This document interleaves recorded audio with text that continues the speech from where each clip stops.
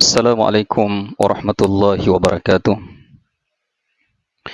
Innal hamdalillah nahmaduhu wa nasta'inuhu wa nastaghfiruh wa na'udzu billahi min shururi anfusina wa min sayyiati a'malina. May yahdihillahu fala mudhillalah wa may yudlil fala hadiyalah. Asyhadu an la ilaha illallah wahdahu la syarikalah wa asyhadu anna Muhammadan abduhu wa rasuluh.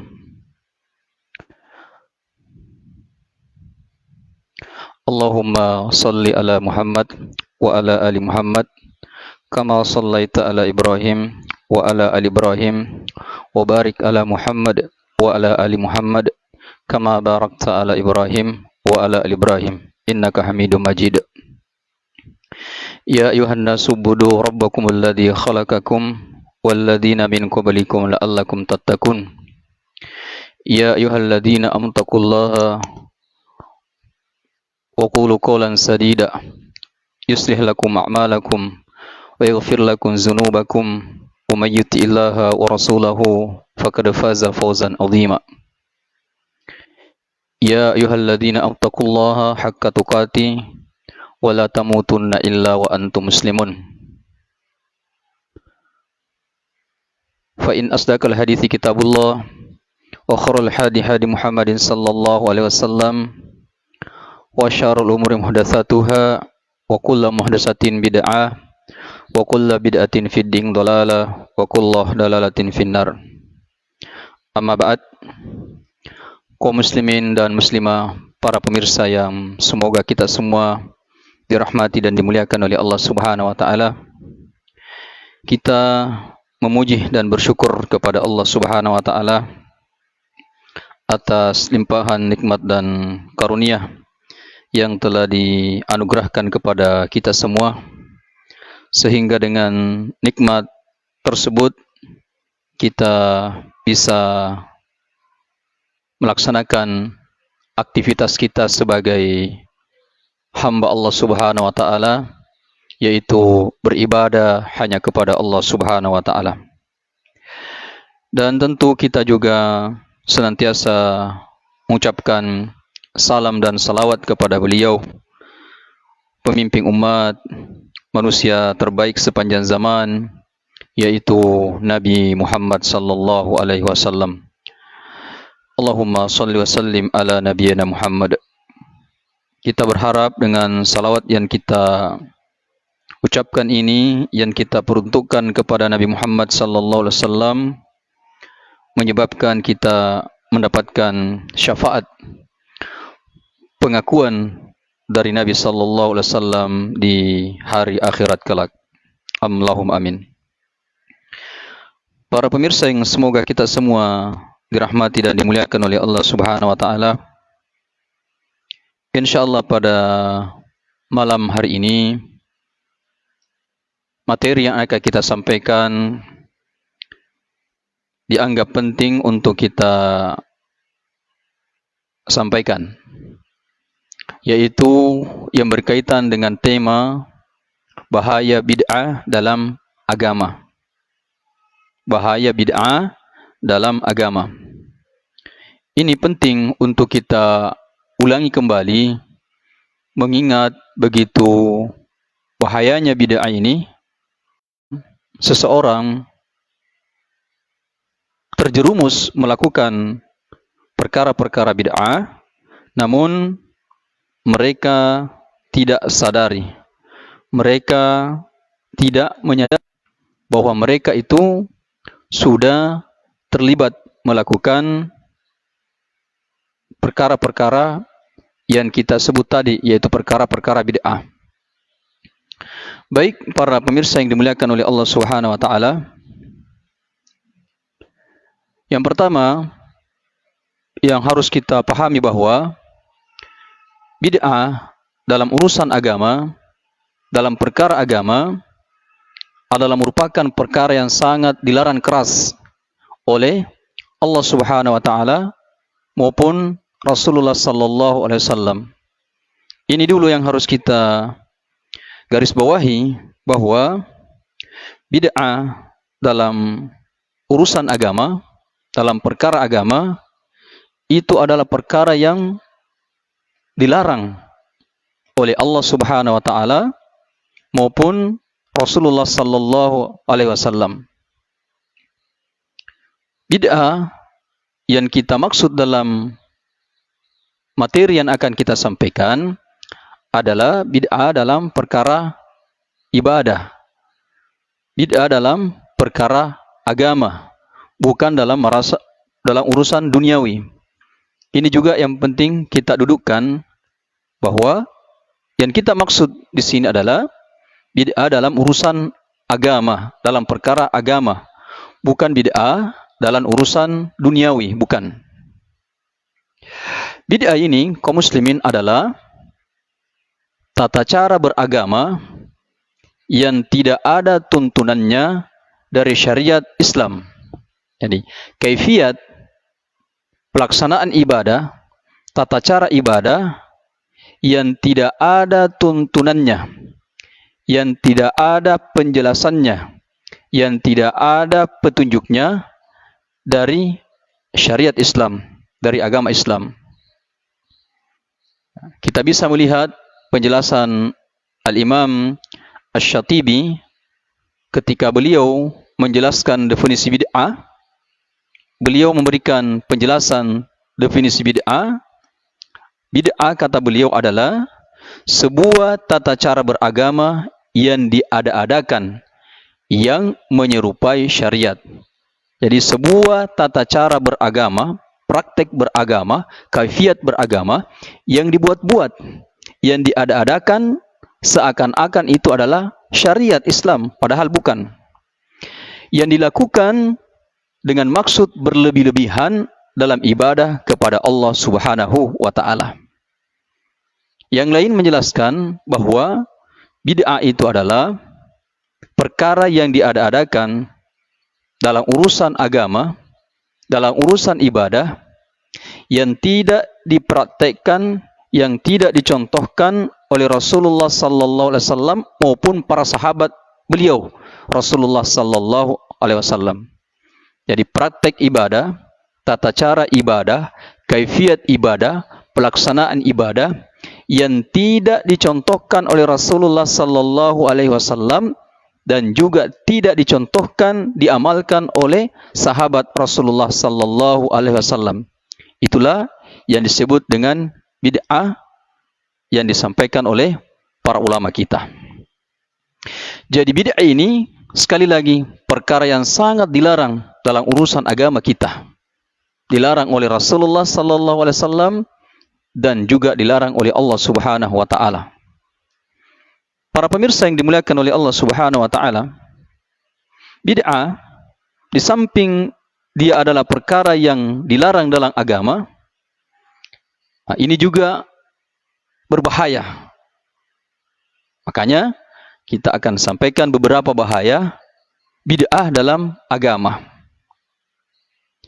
Yang pertama, bahaya bid'ah dalam agama yaitu amalan bid'ah tertolak. Ini yang pertama dan utama. Amalan bid'ah, ibadah yang tidak ada tuntunannya, tidak ada kaifiatnya, tidak ada contohnya dari Rasulullah sallallahu alaihi wasallam maupun para sahabatnya, maka amalan tersebut ditolak, tidak diterima oleh Allah Subhanahu wa taala. Dari mana kita bisa mengetahui bahwa amalan bid'ah itu ditolak? Dari mana kita bisa mengetahui bahwa amalan bid'ah itu tidak diterima oleh Allah Subhanahu wa taala? Ya, kita lihatlah hadis Rasulullah sallallahu alaihi wasallam yang diriwayatkan oleh Al-Imam Bukhari dan Imam Muslim. Ini hadisnya populer. Rasulullah sallallahu alaihi wasallam bersabda, "Man ahdatsa fi amrina hadza ma laisa minhu fa huwa radd." Jadi, barang siapa, ya siapa saja di antara umat Islam ini, baik dia seorang ustadz, baik dia seorang ulama, baik dia seorang kiai, baik dia laki-laki ataupun perempuan, barang siapa membuat suatu perkara baru.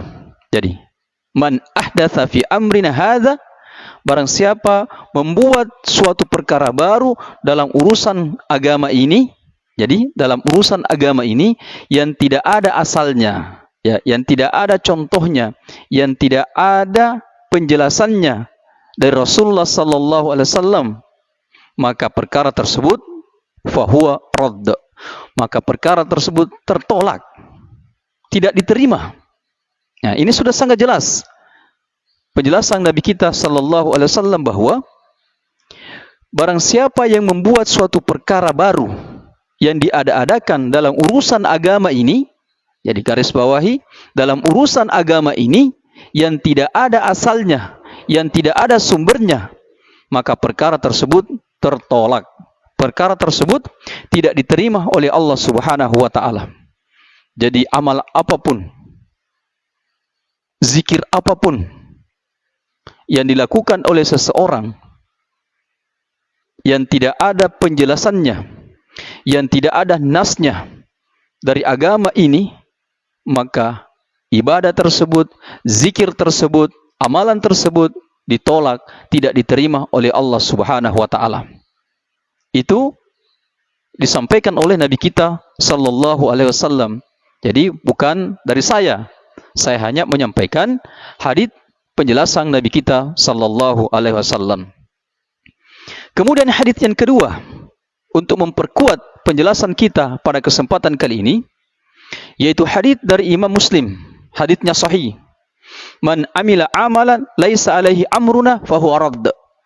Ini juga hadits yang sangat populer, masyhur di tengah-tengah kita. Bahwa barang siapa yang melakukan suatu amalan yang bukan berasal dari kami, yang bukan berasal dari kami, kata Rasulullah, maka amalan tersebut tertolak. Sungguh sangat jelas, haditsnya sebenarnya sangat jelas bahwa barang siapa yang melakukan suatu amalan-amalan yang bukan berasal dari kami, bukan berasal dari Rasulullah sallallahu alaihi wasallam, maka amalan tersebut tertolak.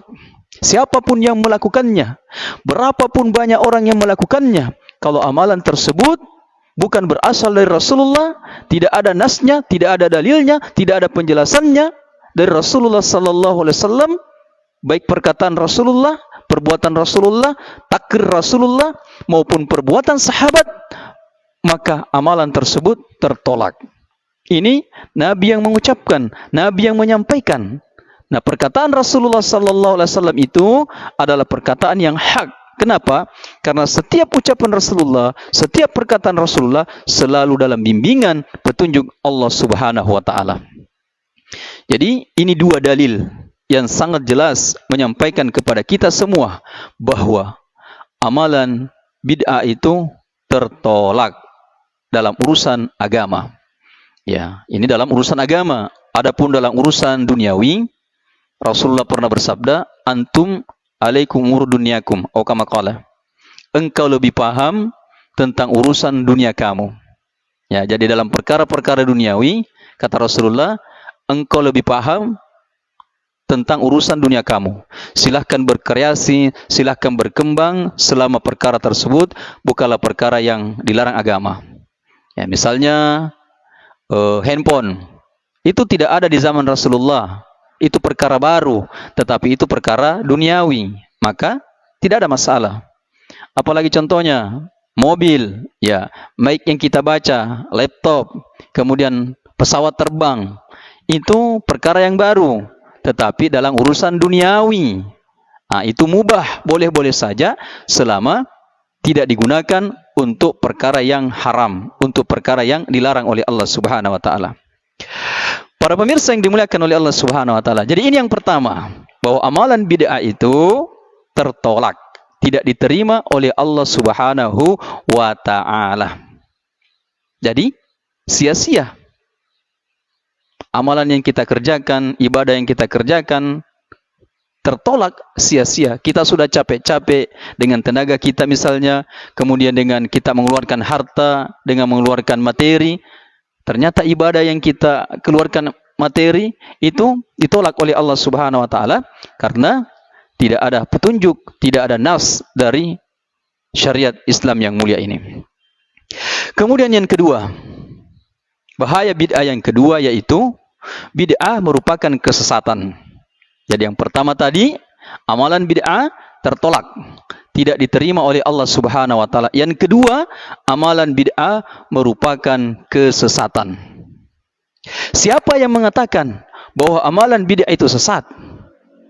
Ya, yang mengatakan adalah manusia terbaik, manusia termulia, yaitu Rasulullah sallallahu alaihi wasallam. Kita lihat hadis Rasulullah sallallahu alaihi wasallam, yang mana hadis yang akan kita sampaikan ini adalah merupakan Rasulullah sallallahu alaihi wasallam sering mengucapkannya ketika beliau khutbah. Ya, ketika beliau khutbah, Rasulullah sallallahu alaihi wasallam sering menyampaikan hadis ini untuk mengingatkan umat pada waktu itu. Coba kita bayangkan. Umat di zaman Rasulullah sallallahu alaihi wasallam itu adalah para sahabat, orang yang dekat dengan Rasulullah sallallahu alaihi wasallam. Tapi toh Rasulullah sallallahu alaihi wasallam hampir di setiap khutbahnya akan menyampaikan pernyataan yang akan kita sampaikan ini. Apa sabda Rasulullah? Rasulullah sallallahu alaihi wasallam bersabda, "Amma ba'd. Fa inna khairal hadithi kitabullah wa khairul hadi hadi Muhammadin wa syarrul umuri muhdatsatuha wa kullu bid'atin dhalalah." Ini mukaddimah khutbah Rasulullah. Hampir di semua khutbah Rasulullah mengucapkan mukaddimah ini. Amma ba'd. Kemudian daripada itu, perhatikan kata Rasulullah, sesungguhnya sebaik-baik perkataan adalah kitabullah. Jadi sebaik-baik perkataan adalah kitabullah, Al-Quranul Karim. Itulah sebaik-baik perkataan. Dan sebaik-baik petunjuk adalah petunjuk Nabi Muhammad sallallahu alaihi wasallam. Kemudian setelah itu Rasulullah mengatakan bahwa seburuk-buruk, sejelek-jelek perkara dalam urusan agama adalah perkara yang diada-adakan. Sejelek-jelek perkara, seburuk-buruk perkara dalam urusan agama, sekali lagi dalam urusan agama, yaitu perkara yang diada-adakan, perkara yang dibuat-buat. Kemudian Rasulullah mengatakan, setiap perkara, semua perkara yang diada-adakan dalam urusan agama itu adalah bid'ah. Dan kata Rasulullah, setiap bid'ah adalah kesesatan. Ya, wa kullu bid'atin dhalalah. Setiap bid'ah itu adalah kesesatan. Bid'ah dalam urusan agama, bid'ah dalam urusan ibadah, bukan bid'ah dalam urusan duniawi. Kita ulangi, kita pertegas agar kita tidak salah faham. Ya. Ini perkataan Rasulullah. Siapa yang berani menantangnya? Siapa yang berani menolaknya? Siapa yang berani menyanggahnya? Hadisnya sahih, hadis riwayat Imam Muslim. Memang kaum muslimin, para jamaah, pemirsa yang dimuliakan oleh Allah Subhanahu wa taala, ketika kita menyampaikan dakwah seperti ini, sebagian saudara muslim kita itu baper. Ya, baper, seakan-akan mereka lah yang kita serang. Padahal kita hanya menyampaikan secara global, kita hanya menyampaikan secara umum. Kita tidak menyebutkan amalan-amalan. Contohnya tidak kita sebutkan. Kita hanya menyampaikan secara global, secara umum, secara menyeluruh tentang perkara bid'ah ini. Ya. Cuman sekali lagi, perkara ini perkara yang sensitif, perkara yang baper terkadang seseorang ketika mendengarkan kata-kata bid'ah. Ya, ini kaum muslimin sebagian harus diakui, terkadang mereka merasa risih, merasa baper ketika mendengarkan ada kata-kata bid'ah. Padahal ini peringatan dari Nabi kita sallallahu alaihi wasallam tentang perkara bid'ah bukanlah perkara yang main-main, bukan perkara yang sepele, perkara yang sangat penting dalam urusan agama kita. Jadi kita ulangi, ketika Rasulullah sallallahu alaihi wasallam mengatakan bahwa sejelek-jelek perkara, sejelek-jelek perbuatan yang diada-adakan dalam urusan agama, setiap perkara yang diada-adakan, yang dibuat-buat dalam urusan agama, kata Rasulullah, jelas Rasulullah mengatakan bid'ah. Rasulullah mengatakan bid'ah. Maka kita juga mengatakan bid'ah. Setiap bid'ah, setiap urusan yang diada-adakan dalam urusan agama adalah kesesatan. Itu Nabi yang katakan. Ya, kita juga mengatakan seperti itu apa adanya.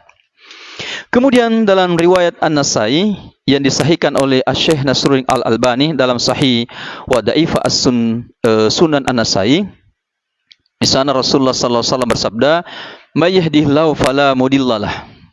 Barang siapa yang diberi petunjuk oleh Allah Subhanahu wa taala, maka tidak ada yang bisa menyesatkannya. Makanya kita selalu mohon, Allahumma inna nas'alukal huda, mohon petunjuk kepada Allah Subhanahu wa taala di setiap doa-doa kita. Karena siapa yang diberikan petunjuk, siapa yang diberikan oleh hidayah oleh Allah Subhanahu wa taala, maka tidak ada yang bisa menyesatkannya, tidak ada yang bisa membuat dia tersesat. Wa may yudlil fala hadiyalah. Dan siapa yang disesatkan oleh Allah, maka tidak ada yang bisa memberi petunjuk padanya. Sebaliknya, siapa yang sudah dinyatakan sesat, divonis sesat oleh Allah Subhanahu wa taala, maka tidak ada yang bisa memberikan petunjuk kepadanya. Kemudian Rasulullah melanjutkan sabdanya, fa in asdaqal hadithi kitabullah wa ahsanal hadi hadi Muhammadin sallallahu alaihi wasallam wa syarrul umuri muhdatsatuha wa kullu muhdatsatin bid'ah wa kullu bid'atin dhalalah wa kullu dhalalatin finnar. Kita perhatikan sabda Rasulullah, sesungguhnya sebenar-benar perkataan adalah kitabullah, Al-Quran. Sebaik-baik petunjuk adalah petunjuk dari Nabi Muhammad sallallahu alaihi wasallam. Sejelek-jelek perkara dalam urusan agama yaitu yang diada-adakan.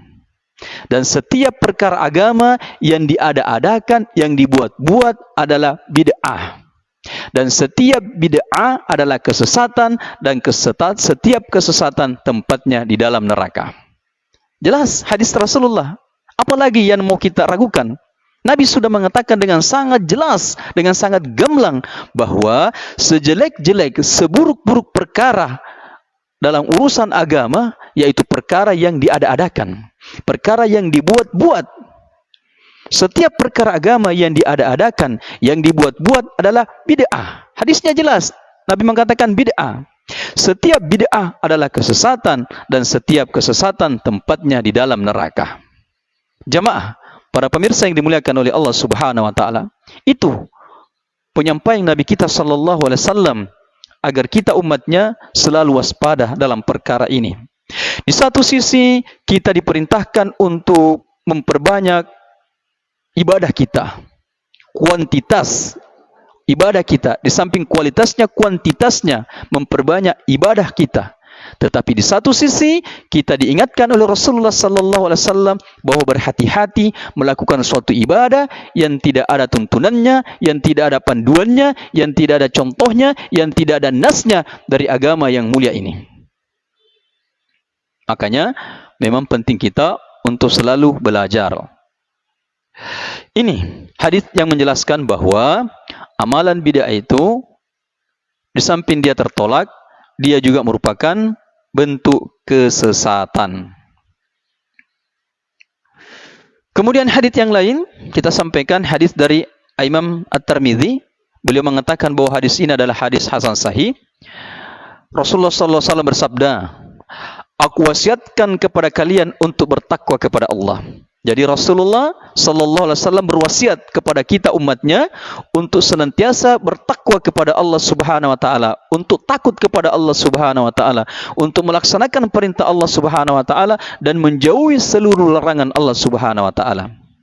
Kemudian Rasulullah mengatakan, "Tetaplah kalian mendengar, tetaplah kalian taat kepada pemimpin walaupun yang memimpin kalian adalah seorang budak dari Habasyah." Ya, tetaplah kalian taat, mendengar dan taat kepada pemimpin kalian walaupun pemimpin yang memimpin kalian adalah seorang budak dari Habasyah. Karena kata Rasulullah, barang siapa di antara kalian yang hidup sepeninggalanku nanti, maka dia pasti akan melihat perselisihan yang banyak. Ini jauh-jauh hari Rasulullah sallallahu alaihi wasallam sudah mewanti-wanti kepada kita umatnya bahwa siapa yang hidup setelah sepeninggalanku, setelah saya wafat, pasti dia akan mendapatkan perselisihan yang sangat banyak. Ini terbukti di zaman kita sekarang, di era kita sekarang, begitu banyak perselisihan-perselisihan dalam urusan agama ini. Maka Rasulullah memberikan panduan kepada kita. Maka wajib bagi kalian untuk berpegang teguh pada sunnahku dan sunnah khulafaur rasyidin, yang mana mereka itu telah diberi petunjuk oleh Allah Subhanahu wa taala. Jadi ketika banyak perselisihan di kalangan umat Islam ini dalam urusan-urusan agama, maka Rasulullah mengatakan, tetaplah kalian berpegang teguh kepada sunnahku dan kepada sunnah khulafa ar-rasyidin yang mendapatkan petunjuk. Nah, ini sunnah Rasulullah dan sunnah khulafa ar-rasyidin. Ya, jadi bukan hanya sunnah Rasulullah, tetapi sunnah sahabat Rasulullah sallallahu alaihi wasallam. Yang memerintahkan kita untuk mengikuti sunnah sahabat adalah Rasulullah sallallahu alaihi wasallam. Ya, ini yang perlu kita pahami juga. Sebab terkadang ada yang mengatakan bahwa bagaimana dengan perbuatan Utsman bin Affan yang mengumpulkan Al-Quran menjadi satu? Bukankah perbuatan itu tidak dilakukan oleh Nabi? Berarti itu bid'ah katanya. Ya, mengumpulkan Al-Quran dalam satu bentuk mushaf dengan susunan-susunannya seperti yang kita ketahui hari ini, itu tidak ada di zaman Rasulullah. Nanti ada di zaman sahabat. Ya, dikumpulkan oleh sahabat Utsman bin Affan. Ya, apakah itu bid'ah? Tentu bukan bid'ah. Kenapa? Karena yang melakukan itu adalah sahabat. Nah, sahabat ini sudah mendapatkan garansi dari Rasulullah sallallahu alaihi wasallam. Ya, sudah mendapatkan garansi dari Rasulullah sallallahu alaihi wasallam untuk kita ikuti, maka itu bukan bid'ah karena dilakukan oleh sahabat. Begitupun ketika Rasulullah sallallahu alaihi wasallam sedang salat, ya, setelah salat Rasulullah berkata kepada sahabatnya pada waktu itu, siapa di antara kalian yang waktu bangkit dari sujud itu membaca Samiallahu liman hamida, Rabbana lakal hamdu hamdan katsiran tayyiban mubarakan fih. Siapa yang baca bacaan tersebut? Maka sahabat pada waktu itu terdiam. Dia takut dimarahi oleh Rasulullah karena bacaan tersebut tidaklah dicontohkan oleh Rasulullah. Rasulullah mengatakan, siapa yang membaca tadi amalan tersebut? Samiallahu liman hamida, Rabbana lakal hamdu hamdan katsiran tayyiban mubarakan fih. Siapa? Sahabat terdiam. Rasulullah mengatakan, ketahuilah bahwa bacaan tadi itu berlomba malaikat untuk mencatatnya. Nah, apakah itu bid'ah? Nabi tidak perintahkan? Tentu bukan bid'ah. Karena Nabi sallallahu alaihi wasallam masih hidup di zaman itu, sehingga masih ada yang bisa menilainya baik atau tidak. Di zaman sekarang tidak bisa lagi kita beralasan seperti itu, karena Rasulullah sallallahu alaihi wasallam sudah wafat. Ya, sudah wafat. Wahyu sudah terputus. Semua wahyu sudah terputus. Kemudian kata Rasulullah sallallahu alaihi wasallam, berpegang teguhlah dengannya dan gigitlah ia dengan gigi geraham. Ya, berpegang teguhlah dengan sunnah Rasulullah dan sunnah khulafa rasyidin dan gigitlah ia dengan gigi geraham kalian. Gigi geraham ini artinya gigitlah dia dengan kuat, pertahankanlah dengan kuat, jangan lepaskan. Kemudian Rasulullah memperjelas, jauhilah dengan perkara agama yang diada-adakan. Jauhi, kata Rasulullah, menjauh dari perkara agama yang diada-adakan, yang dibuat-buat. Karena setiap perkara agama, dalam urusan agama, yang diada-adakan, yang dibuat-buat adalah bid'ah. Dan setiap bid'ah adalah kesesatan. Coba kita bayangkan bagaimana sabda Rasulullah sallallahu alaihi wasallam ini dengan tegas menyampaikan kepada kita bahwa semua bentuk ibadah yang diada-adakan, yang dibuat-buat, yang tidak ada nas darinya, baik itu ucapan Rasulullah, perbuatan Rasulullah, takrir Rasulullah, maupun perbuatan sahabat Rasulullah sallallahu alaihi wasallam, maka semua itu masuk dalam perkara bid'ah, perkara yang dibuat-buat, perkara yang diada-adakan. Maka kita harus waspada, harus berhati-hati dalam perkara ini. Bukan main-main. Nabi mengatakan sesat. Kalau Nabi sudah mengatakan itu sesat, maka tentu tempatnya di dalam neraka. Jemaah para pemirsa yang dimuliakan oleh Allah Subhanahu wa taala. Kemudian yang ketiga, pelaku bid'ah itu sulit bertobat. Ya, pelaku bid'ah itu sulit bertobat. Kenapa? Karena pelaku bid'ah itu menganggap bahwa apa yang mereka lakukan itu sebuah kebaikan. Makanya mereka tetap bersikukuh, mereka tetap dalam kebid'ahannya tersebut. Ya. Jadi pelaku bid'ah itu sangat sulit untuk bertobat. Karena sangat sulit dia untuk meninggalkan amalan-amalannya. Kenapa? Karena mereka juga menganggap bahwa amalan-amalannya itu amalan yang baik, sehingga mereka terkadang sulit meninggalkannya. Beda dengan pelaku maksiat, misalnya peminum minuman keras. Peminum minuman keras itu, di antara mereka akui bahwa minum minuman keras itu perkara yang haram, perkara yang dilarang. Mereka akui tersebut. Mereka sadari, mereka tahu bahwa minum minuman keras itu dilarang. Main judi itu dilarang. Mereka tahu itu, mereka mengerti itu. Sehingga dalam waktu tertentu mereka bisa menghentikannya, mereka bisa menjauhinya. Ya, beda dengan pelaku bid'ah, karena mereka selalu menganggap bahwa apa yang mereka lakukan ini sebuah kebaikan. Apatah lagi kalau ada ustadznya yang mendukung, apatah lagi kalau ada kiainya yang mendukung. Ini sangat sulit untuk mereka bertobat. Makanya Rasulullah sallallahu alaihi wasallam bersabda bahwa sungguh Allah menghalangi tobat dari setiap pelaku bid'ah sampai ia meninggalkan bid'ahnya. Jadi sungguh kata Rasulullah sallallahu alaihi wasallam, Allah Subhanahu wa taala menghalangi tobat dari setiap pelaku bid'ah sampai pelaku bid'ah itu meninggalkan bid'ahnya. Hadis riwayat At-Tabarani dan disahihkan oleh Syekh Nasruddin Al-Albani dalam Sahih At-Targhib wa Tarhib. Itu yang ketiga. Kita persingkat.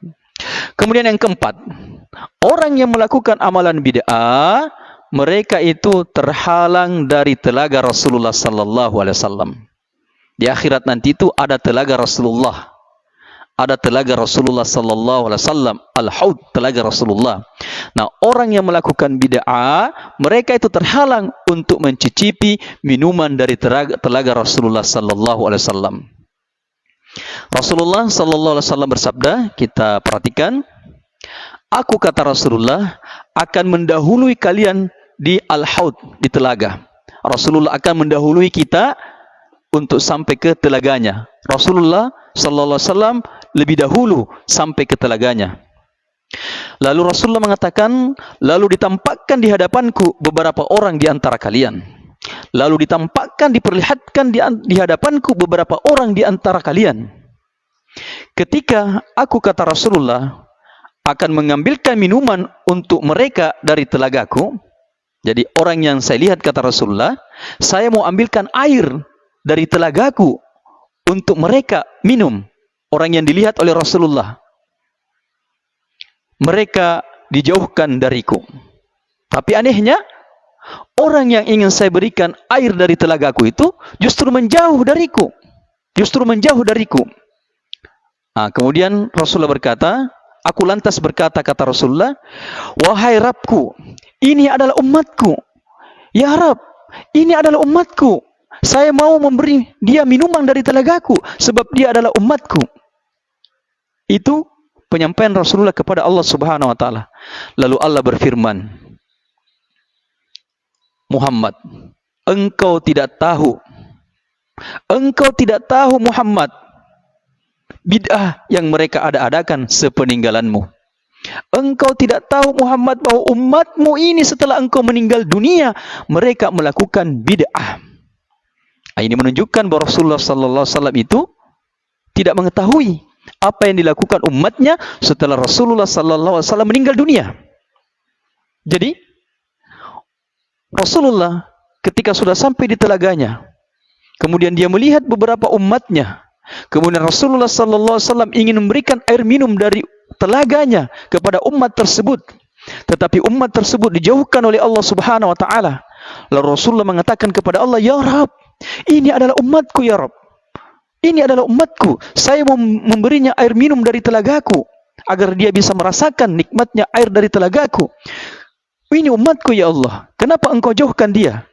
Lalu Allah mengatakan, wahai Muhammad, engkau tidak tahu bahwa setelah engkau meninggal dunia, umatmu ini melakukan bid'ah. Umatmu ini melakukan amalan-amalan yang engkau tidak contohkan, yang engkau tidak perintahkan, yang engkau tidak anjurkan. Mereka lakukan itu, wahai Muhammad. Maka inilah orang yang terhalang dari telaga Rasulullah sallallahu alaihi wasallam. Mereka dijauhkan dari telaga Rasulullah sallallahu alaihi wasallam. Kemudian dalam riwayat yang lain disebutkan, wahai Rabb, sesungguhnya mereka ini bagian dari pengikutku. Wahai Rabb, mereka ini bagian dari pengikutku. Lalu Allah berfirman, wahai Muhammad, sungguh engkau tidak tahu bahwa sepeninggalmu mereka telah mengganti ajaranmu. Engkau tidak tahu, wahai Muhammad, setelah engkau wafat, mereka mengganti ajaranmu. Mereka melakukan amalan-amalan yang engkau tidak contohkan, yang engkau tidak anjurkan, yang engkau tidak perintahkan. Kemudian Rasulullah SAW mengatakan, celaka bagi orang yang telah mengganti ajaranku sesudahku. Celaka kata Rasulullah bagi orang yang telah mengganti ajaranku sesudahku setelah saya wafat.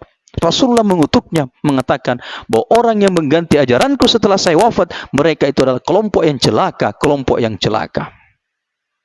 Jamaah, para pemirsa yang dimuliakan oleh Allah Subhanahu wa taala. Al-Aini ketika beliau menjelaskan hadis ini, beliau berkata bahwa hadis-hadis yang menjelaskan orang-orang yang demikian, yaitu yang dikenal oleh Nabi sebagai umatnya, namun ada penghalang antara mereka dan Nabi sallallahu alaihi wasallam, itu dikarenakan karena mereka mengada-adakan sesuatu ibadah, membuat ibadah setelah Nabi wafat. Itu penyebabnya, kata Al-Aini, bahwa orang yang Nabi kenal sebagai umatnya itu dijauhkan oleh Rasulullah sallallahu alaihi wasallam disebabkan karena umat itu melakukan ibadah yang diada-adakan, yang dia buat-buat, yang tidak ada contohnya, yang tidak ada panduannya dari Rasulullah sallallahu alaihi wasallam. Ini menunjukkan setiap orang yang mengada-adakan suatu perkara dalam ibadah, dalam agama yang tidak diridai Allah, itu tidak termasuk jamaah kaum muslimin. Ini penegasannya. Jamaah, para pemirsa yang dimuliakan oleh Allah Subhanahu wa taala, ketahuilah bahwa seluruh ahli bid'ah itu adalah orang yang gemar mengganti ajaran agama, dan mereka mengada-adakan ibadah yang baru yang tidak ada tuntunannya, yang tidak ada contohnya, dan mereka adalah orang yang zalim dan ahli maksiat, dan mereka bertentangan dengan al-haq, dengan kebenaran yang dibawa oleh Rasulullah sallallahu alaihi wasallam.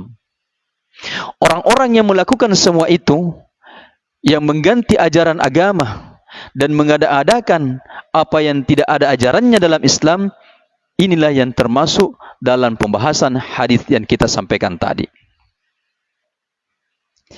Itu yang keempat, bahwa orang yang melakukan bid'ah setelah Rasulullah wafat sallallahu alaihi wasallam wafat, maka mereka tidak akan mendapat menikmati telaga Rasulullah sallallahu alaihi wasallam. Kemudian yang kelima, bid'ah itu merupakan maksiat. Jelas bid'ah itu merupakan maksiat. Rasulullah sallallahu alaihi wasallam bersabda bahwa sungguh di antara perkara yang akan datang pada kalian sepeninggalku nanti, yaitu akan ada orang pemimpin yang mematikan sunnahku dan membuat bid'ah. Ini Rasulullah sudah wanti-wanti. Rasulullah sudah peringatkan kepada kita bahwa sungguh di antara perkara yang akan datang pada kalian setelah saya meninggal, akan datang perkara yang setelah saya meninggal, akan terjadi sesuatu setelah saya meninggal, yaitu akan datang orang pemimpin yang mematikan sunnah. Coba, dia akan matikan sunnah Rasulullah sallallahu alaihi wasallam, dan dalam waktu bersamaan mereka membuat bid'ah. Sebab ketika sunnah Rasulullah sallallahu alaihi wasallam dimatikan, dihilangkan, maka dalam waktu yang bersamaan pasti yang muncul adalah bid'ah. Itu sudah merupakan hukum bahwa ketika sunnah dimatikan, sunnah dihilangkan, maka dalam waktu yang bersamaan pasti yang muncul adalah perkara-perkara bid'ah, perkara-perkara yang baru dalam urusan agama. Mereka juga mengakhirkan salat dari waktu sebenarnya. Itu muncul pemimpin-pemimpin seperti itu yang mereka mengakhirkan waktu, mengundur-ngundur waktu salat sampai waktu yang sebenarnya. Ya, waktu duhur dia kerjakan nanti menjelang asar. Waktu asar dia kerjakan nanti menjelang maghrib. Ada pemimpin-pemimpin seperti itu di zaman sekarang ini. Itu sudah diprediksi, sudah disampaikan oleh Rasulullah sallallahu alaihi wasallam. Maka kita tidak heran. Kemudian Ibnu Mas'ud bertanya, apa yang mesti kami perbuat jika kami menemui mereka, ya Rasulullah? Apa yang harus kami perbuat, wahai Rasulullah, jika kami mendapatkan masa-masa seperti itu? Apa yang harus kami lakukan? Maka Rasulullah bersabda, wahai anak Adam, ya kita semua ini anak Adam, tidak ada ketaatan pada orang yang bermaksiat kepada Allah. Tidak ada ketaatan kepada orang yang bermaksiat kepada Allah. Beliau mengatakannya 3 kali. Tidak ada ketaatan kepada orang yang bermaksiat kepada Allah Subhanahu wa taala. Tidak boleh taat kepada mereka yang bermaksiat kepada Allah Subhanahu wa taala. Jadi orang yang mematikan sunnah kemudian membuat bid'ah, itu adalah bentuk maksiat kepada Allah Subhanahu wa taala yang tidak ada kewajiban kita untuk taat kepada mereka. Kemudian yang keenam, orang yang melakukan amal bid'ah, terutama yang menyebarkan amalan bid'ah, mereka itu akan mendapatkan dosa jariah. Walaupun dia sudah mati, tapi amalan-amalan yang dia sudah prakarsai, yang dia pelopori, ada yang meneruskannya, ada yang melanjutkannya, maka selama amalan tersebut dilanjutkan, maka orang yang memprakarsainya, yang membuat-buat di masa hidupnya, dia akan mendapatkan dosa jariah. Jadi bukan hanya pahala jariah yang ada dalam agama kita, tapi dosa jariah juga itu ada dikenal dalam agama kita. Rasulullah sallallahu alaihi wasallam bersabda, ini jelas, barang siapa yang sepeninggalku menghidupkan sebuah sunnah yang aku ajarkan, maka ia akan mendapatkan pahala semisal dengan pahala orang-orang yang melakukannya tanpa mengurangi pahala mereka sedikit pun. Jadi siapa yang setelah Rasulullah wafat menghidupkan sebuah sunnah, jadi bukan membuat sunnah baru, tapi menghidupkan sebuah sunnah. Ada sunnah Rasulullah yang ditinggalkan oleh umat, kemudian orang itu menghidupkannya kembali, kemudian orang itu memasyarakatkannya kembali, ya maka orang tersebut mendapatkan pahala. Orang yang menghidupkan sunnah Rasulullah tersebut mendapatkan pahala seperti dengan pahala orang-orang yang melakukannya tanpa mengurangi pahala mereka sedikit pun. Jadi kalau 10 orang yang melakukan sunnah yang kita hidupkan, maka kita akan mendapatkan 10 pahala. Kalau 100 orang yang melakukan amalan sunnah yang kita hidupkan kembali, yang kita masyarakatkan kembali, yang kita syiarkan kembali, diikuti oleh 10 orang, 100 orang, 1000 orang, maka luar biasa pahala yang akan kita dapatkan. Sebaliknya kata Rasulullah, barang siapa yang membuat sebuah bid'ah, sebuah amalan-amalan, tata cara beribadah, tata cara berzikir, tata cara bersalawat, intinya tata cara beribadah yang tidak diridhai oleh Allah Subhanahu wa taala dan Rasulnya, maka ia akan mendapatkan dosa semisal dengan orang-orang yang melakukannya tanpa mengurangi dosa mereka sedikit pun. Jadi ketika ada orang yang memprakarsai bid'ah, amalan-amalan bid'ah, ya, orang itu sudah mati, tapi amalan-amalan tersebut masih dilakukan oleh orang-orang setelahnya, maka orang yang mati tadi yang merupakan pemakarsa amalan bid'ah tersebut, maka dia akan mendapatkan dosa jariah. Bayangkan, kalau 10 orang yang ikuti, 100 orang yang ikuti, 1000 orang yang ikuti amalan bid'ah tersebut, maka orang yang memprakarsainya, yang memulainya, yang mempeloporinya, maka dia akan mendapatkan dosa jariah akibat dari perbuatan yang lakukan semasa dia hidup. Kemudian yang ketujuh, merebaknya bid'ah merupakan tanda akhir zaman. Ya, kita ini sudah berada di akhir zaman, maka tidak heran kita bahwa di zaman sekarang ini bermunculan bid'ah dalam urusan agama, dalam urusan ibadah kepada Allah Subhanahu wa taala. Rasulullah sallallahu alaihi wasallam, hadis dari Huzaifah ibnul Yaman radhiyallahu ya berkata bahwa, wahai Rasulullah, dulu kami orang biasa. Wahai Rasulullah, dulu kami orang biasa. Lalu Allah mendatangkan kami kebaikan berupa Islam, dan kami sekarang berada dalam Islam. Apakah setelah semua ini akan datang kejelekan? Wahai Rasulullah, dulu kami ini orang biasa. Sebelum datang Islam, kami orang biasa.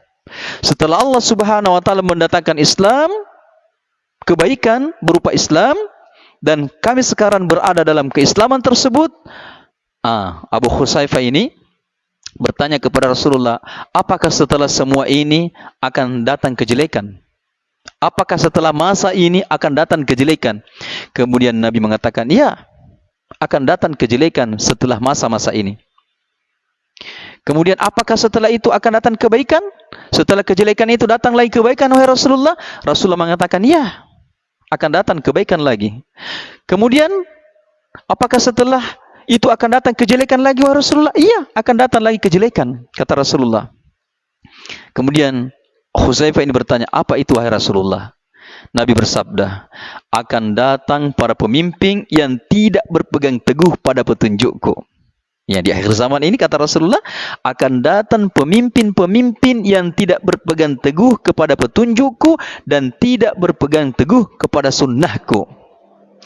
Akan hidup di antara mereka orang-orang yang hatinya adalah hati setan namun berjasad manusia. Coba bayangkan, Nabi sudah sampaikan, akan hidup di antara mereka orang-orang yang hatinya adalah hati setan, hatinya setan, namun berjasad manusia, tubuhnya berwujud manusia. Nauzubillah min dzalik. Kita berlindung kepada Allah, mudah-mudahan kita tidak termasuk dalam perkara ini. Kemudian aku bertanya, kata Hudzaifah lagi, apa yang mesti kami perbuat wahai Rasulullah jika kami mendapati masa-masa tersebut? Apa yang harus kami lakukan wahai Rasulullah jika kami mendapati masa-masa tersebut? Nabi bersabda, tetaplah mendengar dan taat kepada penguasa. Jangan memberontak, kata Rasulullah. Tetap taat kepada pemerintah, tetap mendengar kepada penguasa. Walau mereka memukul punggungmu atau mengambil hartamu, tetaplah mendengar dan taat. Ya, jadi akan datang masa-masa seperti itu, kata Rasulullah sallallahu alaihi wasallam, bahwa akan merebaknya bid'ah, akan bermunculan bid'ah-bid'ah. Kemudian para jamaah yang dimuliakan oleh Allah Subhanahu wa taala, tidak berpegang teguh kepada sunnah Rasulullah sallallahu alaihi wasallam artinya ia berpegang pada sunnah-sunnah yang berasal dari selain Allah dan Rasulnya yang merupakan bid'ah. Itu secara otomatis seperti itu. Ketika seseorang menjauhi sunnah Rasulullah sallallahu alaihi wasallam, dia tidak mau mengamalkan sunnah Rasulullah sallallahu alaihi wasallam, maka pasti dalam waktu bersamaan dia akan melakukan perkara-perkara bid'ah. Itu sudah mesti seperti itu. Ya, jadi kita ulangi, ketika seseorang menjauhi sunnah Rasulullah sallallahu alaihi wasallam, tidak mau memperjuangkan sunnah Rasulullah sallallahu alaihi wasallam, tidak mau mengamalkan sunnah Rasulullah sallallahu alaihi wasallam, maka pasti dalam waktu bersamaan dia mengamalkan amalan-amalan bid'ah. Pasti dia akan mempelopori perkara-perkara bid'ah. Yang ketujuh, orang yang melakukan amalan bid'ah itu bukan golongan Nabi Muhammad sallallahu alaihi wasallam. Nauzubillah min dzalik. Kita berlindung dari perkara ini, bahwa orang yang melakukan amalan bid'ah, bagaimanapun hebatnya nampak secara kasat mata, terlihat secara kasat mata, kalau itu amalan bid'ah, maka mereka ini adalah orang-orang yang diingkari oleh Rasulullah sebagai umat Rasulullah.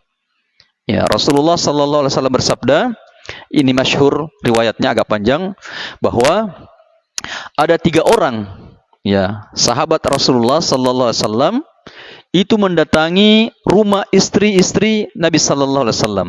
Jadi ada 3 orang yang mereka ini mendatangi rumah istri Nabi kita sallallahu alaihi wasallam, dan mereka yang 3 orang ini bertanya tentang bagaimanakah ibadah Rasulullah sallallahu alaihi wasallam.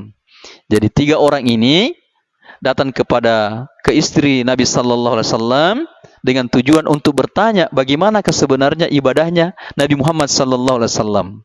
Kemudian istri Rasulullah sallallahu alaihi wasallam menjelaskan kepada ketiga orang ini bahwa seperti inilah ibadah Rasulullah sallallahu alaihi wasallam. Seperti inilah puasa Rasulullah, seperti inilah salat tahajud Rasulullah sallallahu alaihi wasallam. Nah, ketiga orang ini setelah disampaikan kepada mereka, setelah dijelaskan kepada mereka tentang ibadah Rasulullah sallallahu alaihi wasallam, mereka merasa bahwa ibadah mereka ini sangat sedikit dibandingkan dengan ibadah Rasulullah. Sangat sedikit dibandingkan ketaatan Rasulullah sallallahu alaihi wasallam. Ya, mereka berkata, ibadah kita ini tidak ada apa-apanya dibandingkan Rasulullah sallallahu alaihi wasallam. Ibadah yang kita lakukan ini tidak ada apa-apanya jika ingin dibandingkan dengan ibadah Rasulullah sallallahu alaihi wasallam. Bukankah Rasulullah, kata mereka ini, beliau Rasulullah sallallahu alaihi wasallam ini sudah diampuni dosa-dosanya yang telah lalu maupun yang akan datang. Tapi luar biasa ibadahnya, kata mereka. Salah seorang dari mereka berkata, kalau begitu, sungguh saya akan salat malam, saya akan salat tahajud semalam suntuk. Saya tidak mau tidur. Pokoknya saya tidak mau tidur kalau malam. Saya hanya mau salat terus, dan saya tidak mau tidur. Itu salah satu ucapan dari ketiga orang tersebut. Kemudian yang satunya lagi mengatakan, kalau begitu saya akan berpuasa setahun penuh, puasa dahar, dan tidak akan berbuka. Ya, saya akan berpuasa sepanjang hari, setiap hari sepanjang tahun, berturut-turut selama setahun. Saya tidak mau berpuasa, saya tidak mau berbuka. Ini kata orang yang kedua. Karena semangatnya ingin beribadah. Setelah mengetahui bahwa ibadahnya ini tidak ada apa-apanya dibandingkan ibadah Rasulullah, maka dia ingin melakukan hal tersebut dengan tujuan yang baik, niatnya baik untuk beribadah kepada Allah. Dan yang ketiga mengatakan, aku akan menjauhi wanita dan tidak akan menikah selama-lamanya. Ini perkataan orang tersebut. Satu mengatakan, saya akan salat malam, salat tahajud sepanjang malam. Pokoknya saya tidak mau tidur. Saya hanya ingin ibadah sepanjang malam. Tujuannya baik. Yang kedua mengatakan, saya akan berpuasa sepanjang tahun. Saya tidak akan berbuka di siang hari. Saya tidak akan makan minum di siang hari. Pokoknya saya akan berpuasa sepanjang tahun untuk beribadah kepada Allah. Niatnya baik. Yang ketiga juga mengatakan, kalau begitu saya tidak mau menikah. Saya hanya ingin beribadah terus. Kemudian Rasulullah sallallahu alaihi wasallam mendengarkan ucapan ketiga orang tersebut. Jadi ucapan ketiga orang tersebut didengarkan oleh Rasulullah sallallahu alaihi wasallam. Lalu Rasulullah sallallahu alaihi wasallam berkata kepada mereka, kalian kenapa berkata seperti itu? Kalian kenapa mengucapkan perkataan-perkataan seperti itu? Yang seperti yang kita sampaikan tadi. Rasulullah mengatakan, adapun aku, demi Allah kata Rasulullah, saya ini adalah orang yang paling takut kepada Allah dibandingkan kalian. Dan juga paling bertakwa kepada Allah dibandingkan kalian. Aku berpuasa, kata Rasulullah, dan aku juga berbuka. Aku berpuasa, kata Rasulullah, dan aku juga berbuka. Aku salat malam, kata Rasulullah, dan aku juga tidur. Serta menikahi wanita. Padahal sayalah yang paling bertakwa kepada Allah. Sayalah yang paling takut kepada Allah subhanahu wa ta'ala dibandingkan kalian. Saya salat malam dan saya juga tidur karena mata ini ada haknya. Saya juga berpuasa dan saya juga berbuka karena perut ini ada haknya. Dan saya juga menikahi wanita, kata Rasulullah. Rasulullah mengatakan, mengunci haditsnya, barang siapa yang benci sunnahku, maka bukan dari golonganku. Siapa yang benci sunnah Rasulullah, tidak suka kepada sunnah Rasulullah, apapun bentuk sunnah tersebut, membencinya, menghujatnya, menghinanya, maka dia bukan dari golonganku. Bukan golonganku. Penegasan dari Nabi kita sallallahu alaihi wasallam. Jadi jangan bermain-main tentang sunnah ini. Ya, jangan bermain-main tentang sunnah Rasulullah sallallahu alaihi wasallam. Menghinanya, mencibirnya. Ada orang yang berjenggot, kita katai kambing. Walaupun kita bermain-main, maka itu jatuh hukum kepada kita. Ada orang yang menaikkan kainnya di atas mata kaki, kemudian kita mengolok-oloknya, mengatakan kainnya kurang atau kebanjiran dan sebagainya, olok-olokan tersebut. Walaupun kita bersenda gurau, walaupun kita bermain-main, maka itu besar resikonya di sisi Allah subhanahu wa ta'ala.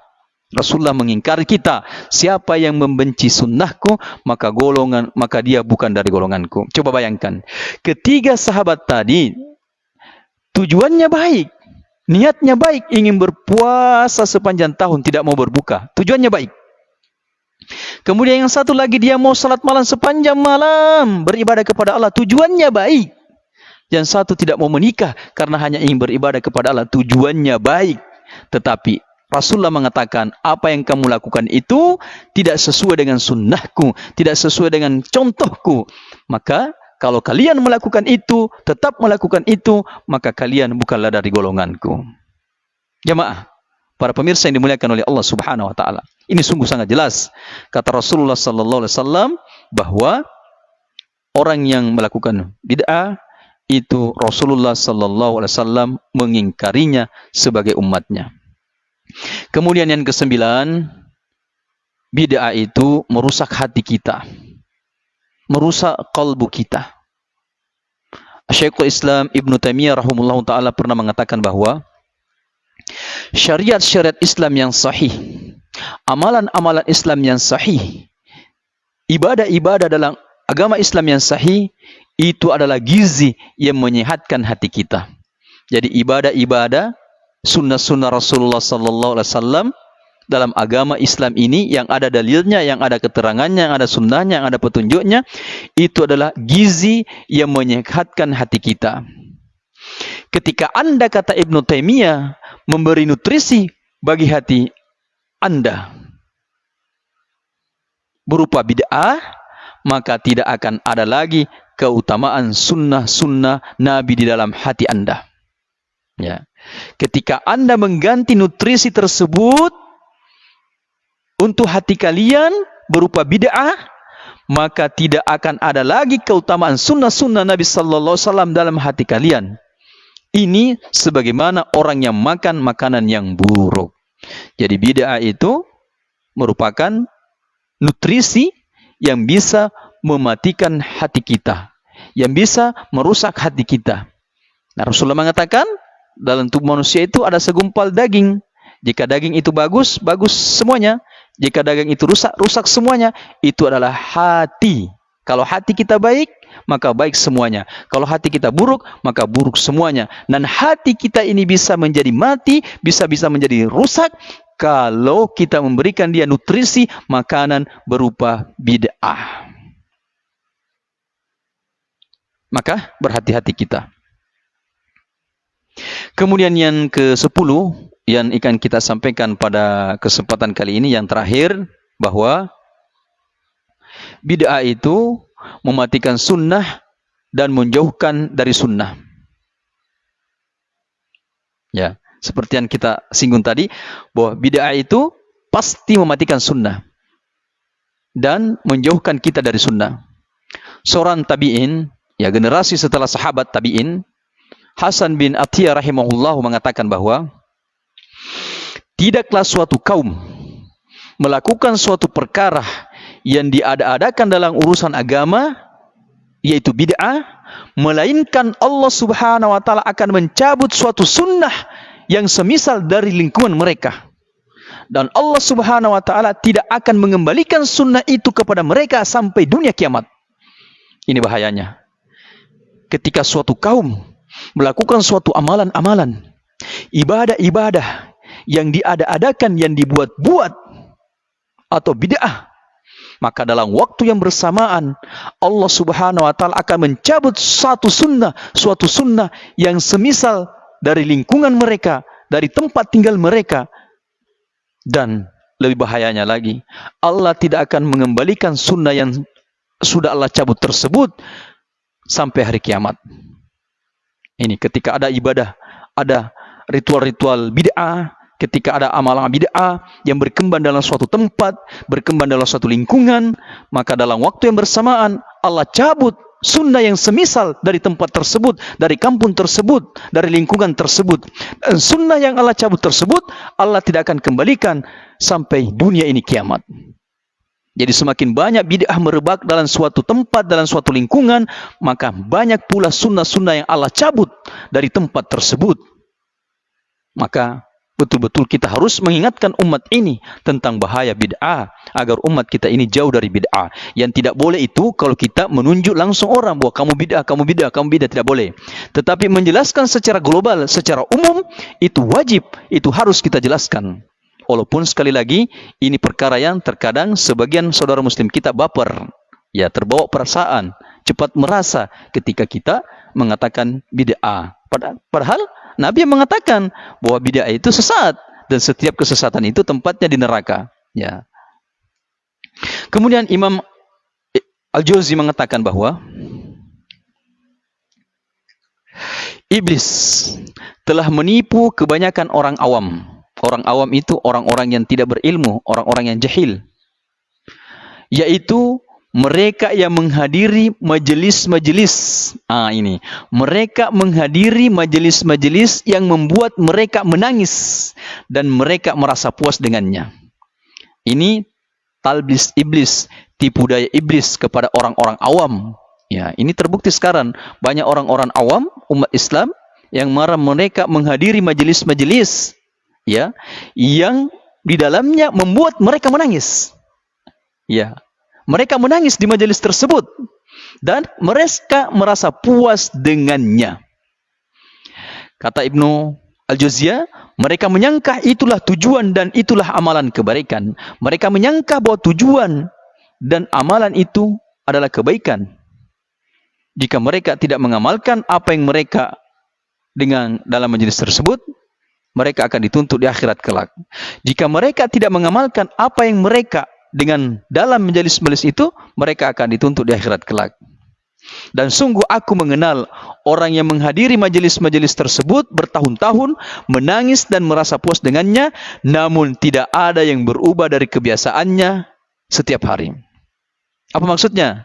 Kata Ibnu Al-Jauziyah, bahwa saya melihat bahwa dan saya mengenal di antara mereka yang sering menghadiri majelis-majelis dan menangis di majelis-majelis tersebut dan sudah merasa puas ketika mereka sudah menangis di majelis-majelis tersebut. Saya melihat mereka tidak ada perubahan dalam kehidupan kesehariannya. Tetap saja mereka melakukan riba, mereka tetap berbuat curang dalam jual beli, mereka tetap jahil terhadap rukun-rukun salat, mereka tetap menggibah, memfitnah, dan mereka tetap durhaka kepada orang tuanya. Kata Ibnu Jauzi, saya lihat seperti itu. Mereka yang hadir di majelis-majelis, kemudian mereka menangis-menangis, terseduh-seduh, terisak-isak. Saya lihat, kata Ibnu Jauzi, setelah keluar dari majelisnya, tidak ada perubahan. Tetap mereka melakukan maksiat, tetap mereka melakukan dosa, bermuara dengan riba, curang dalam jual beli, kemudian mereka durhaka kepada kedua orang tuanya, mereka menggibah, memfitnah sesamanya. Itu kata Ibnu Al-Jauzi, itu adalah merupakan tipu daya dan tablis iblis. Para pemirsa yang dimuliakan oleh Allah Subhanahu wa taala, inilah setidaknya 10 bahaya bid'ah yang perlu kita sampaikan kepada saudara muslim kita. Jadi saya ulangi sebagai statement closing, ya, penutup, bahwa bid'ah yang dimaksud di sini adalah bid'ah dalam urusan agama. Bukan bid'ah dalam urusan duniawi. Saya ulangi lagi, bid'ah yang kita bahas dalam pertemuan kali ini ada bid'ah dalam urusan agama, bid'ah dalam urusan ibadah, bukan bid'ah dalam urusan duniawi. Ya, kalau urusan duniawi, Rasulullah mengatakan, antum alaikum umur dunyakum atau maqala. Engkau lebih paham, engkau lebih mengerti, engkau lebih tahu urusan dunia kamu. Silahkan berkreasi, silahkan berkembang dalam urusan duniamu, selama itu tidak melanggar syariat, mubah, boleh, halal. Tetapi dalam urusan ibadah, dalam urusan agama, jangan coba-coba berkreasi, jangan coba-coba mengarang, jangan coba mengada-ngadakan, membuat-buat suatu ibadah yang tidak ada tuntunannya, yang tidak ada sunnahnya dari Rasulullah sallallahu alaihi wasallam dan para sahabat beliau Rasulullah sallallahu alaihi wasallam. Demikian para pemirsa yang dimuliakan oleh Allah Subhanahu wa taala yang bisa kita sampaikan pada kesempatan malam ini.